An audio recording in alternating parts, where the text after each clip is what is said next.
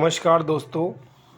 पिछली वीडियो में मैंने आपको स्वस्थ व्यक्ति की पहचान बताई। अब मैं आपको अस्वस्थ व्यक्ति की पहचान बताता हूँ। अस्वस्थ व्यक्ति वही हो सकता है जिसके शारीरिक दोष यानी वात पित्त कफ तीनों में से कोई भी दोष अपनी सामान्य दृष्टि में ना हो, या घट रहा हो, बढ़ रहा हो, या प्रकोपित हो चुका हो, जिसका सीधा संबंध हमारे रसों से है, जो हम खाते हैं यानी आहार,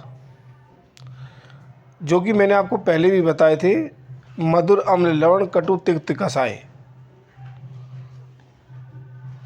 ये आहार के रूप में हम खाते पीते हैं, जिनका संबंध हमारे पाचन पोषण निष्कासन से है। अब पाचन पोषण निष्कासन तीनों शारीरिक क्रियाएं हैं। पाचन पोषण निष्कासन की क्रियाएं सामान्य रूप से कब नहीं होगी? जब आहार में गलत रसों का पान किया जाएगा और उसका संबंध सीधा दोषों से है, जो वात पित्त कफ है, और दोषों का संबंध सप्त धातुओं से है, और सप्त धातुओं का संबंध सीधा पाचन से है। क्योंकि जो प्रधान धातु है वो रस है, यानी पाचन को प्रभावित करने वाली जो पहली धातु है वो रस है। रस का मतलब पाचन में सहायक एंजाइम। अगर पाचन नहीं होगा तो पोषण भी नहीं होगा। पोषण से मतलब ऊर्जा, और जब ऊर्जा पूर्ण रूप से नहीं मिलेगी तो शरीर थकावट महसूस करेगा, वात का स्तर बढ़ेगा। वात का स्तर बढ़ेगा तो व्यक्ति के स्वभाव में बदलाव आएगा, वो चिड़चिड़ा हो जाएगा। अगर भोजन में रसों का पान सामान्य रूपों से नहीं किया जाता या अधिक किया जाता है या कम किया जाता है, तभी वात पित्त कफ घटते बढ़ते और प्रकोपित होते हैं।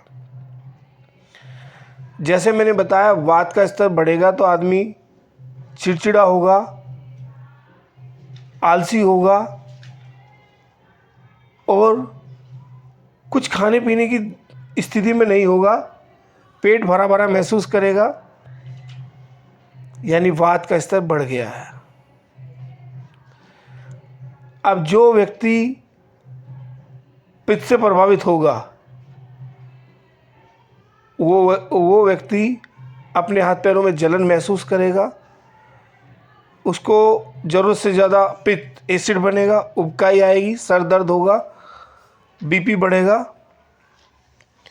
ये पित्त के कारण होने वाले रोगों के लक्षण हैं। अब आते हैं कफ।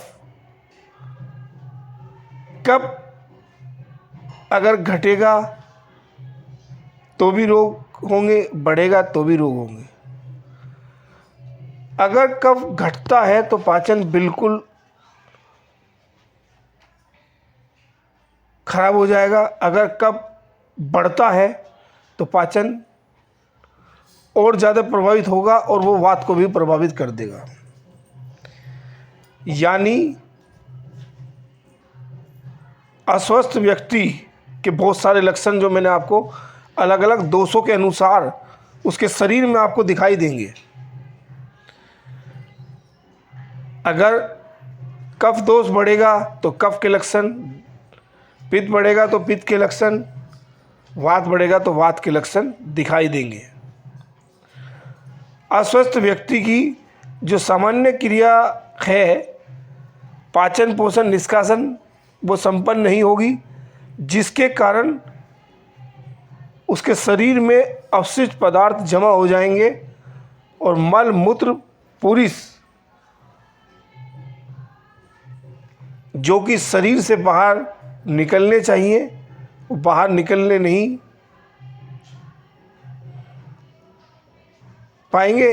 पाएंगे और अंदर जमा हो जाएंगे, जो कब्ज जैसे भयंकर रोग को हमारे शरीर में पैदा कर देंगे। अवशिष्ट पदार्थों का जमा होना, कब्ज होना, ये सब वात पित्त कफ को पूर्ण रूप से असामान्य कर देंगे। यानी कि कोई घटेगा, कोई बढ़ेगा, कोई प्रकोपित होगा, जिसके कारण अलग अलग व्यक्ति में अलग अलग दोषों के घटने, बढ़ने और प्रकोपित होने के लक्षण आपको दिखाई देंगे। अब वो निर्भर करता है आपके ऊपर कि आप उसे कैसे पहचानेंगे।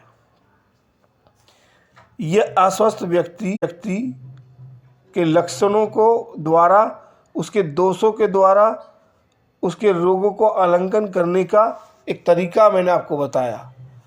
जैसे लक्षण होंगे वो उसी प्रकार का दोष घट रहा, बढ़ रहा या प्रकोपित हो रहा होगा। अब आगे की वीडियो में मैं आपको बताऊंगा कि इन दोषों को कैसे सामान्य किया जा सकता है, या इन दोषों से जो उत्पन्न होने वाले रोग, जो रोगों की जो जड़ है वो कब्ज है। रोगों की जो जड़ है वो कब्ज है, यानी पेट का साफ ना होना, पूर्ण रूप से मल का निष्कासित ना होना रोगों की संपूर्ण जड़ है। अब मैं आगे आने वाली वीडियो में एक एक करके सभी रोगों के बारे में, उपवास चिकित्सा, योग चिकित्सा, औषधीय चिकित्सा, प्राकृतिक चिकित्सा का साथ साथ विवरण करता जाऊंगा। अब अगली वीडियो में हम कब्ज के ऊपर बात करेंगे कि कब्ज को हम कैसे दूर कर सकते हैं। उसके दूर करने के दो तरीके मैं आपको बताऊंगा। एक जो आप घर पे रहकर कर सकते हैं, दूसरा किसी नेचुरोपैथी हॉस्पिटल में जाकर नेचुरोपैथी चिकित्सा द्वारा नेचुरोपैथी के चिकित्सक की देखरेख में करवा सकते हैं। धन्यवाद।